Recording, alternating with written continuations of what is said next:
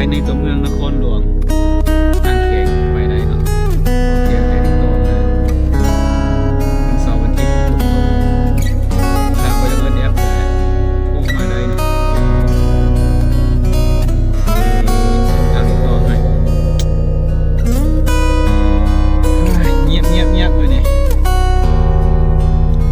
ไปทางใดก็ติดต่อมาราคากันอีก